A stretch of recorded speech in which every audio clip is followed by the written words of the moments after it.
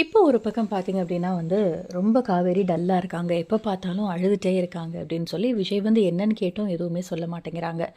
So இதனால பார்த்தீங்க அப்படின்னா, விஜய் என்னன்னு தெரியல இவ்ளோ டல்லா இருக்காளே அப்படின்னு சொல்லிட்டு தாத்தா கிட்ட போய் ஷேர் பண்றாங்க.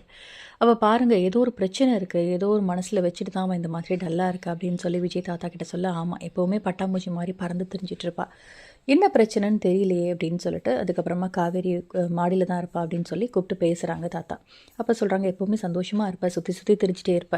ஏதாவது யாரையாவது சொல்லி சிரிக்க வச்சுட்டேயும் இருப்ப. நீ ஏன் இப்படி டல்லா இருக்க? உனக்கு என்னாச்சு? என்னதான் பிரச்சனை? என்கிட்ட சொல்லு. அத நான் உனக்கு முடிஞ்சா சரி பண்றேன். நீ எத நினைச்சு ஃபீல் பண்ற? அந்த கான்ட்ராக்ட் நினைச்சு ஃபீல் பண்றியா? விஜய் என்கிட்ட ஆல்ரெடி சொல்லிட்டான்.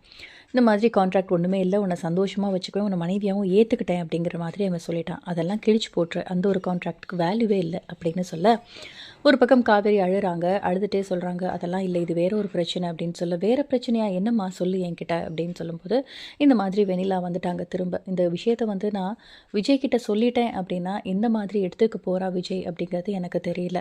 ஒருவேளை என்ன பிரிஞ்சு போயிருவானான்னு எனக்கு ரொம்ப பயமா இருக்கு. சொல்லவும் முடியல. என்னால சொல்லாம இருக்கவும் முடியல அப்படின்னு சொல்லி ரொம்பவே கதறி அழுறாங்க.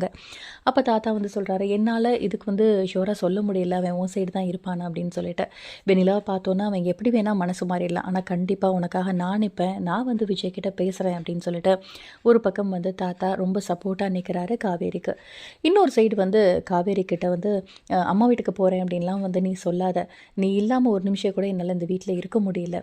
நீ இல்லாதப்ப என்ன எல்லாருமே ஒரு பைத்தியம் மாரி பார்க்குறாங்க. நான் அந்த அளவுக்கு பிஹேவ் பண்றேன். என் கூடவே நீ இரு. எங்கேயும் போகாத அப்படின்னு சொல்ல, காவேரியால எதுவுமே சொல்ல முடியல. ஒரு பக்கம் ஃபீல் பண்ணி அழுறாங்க.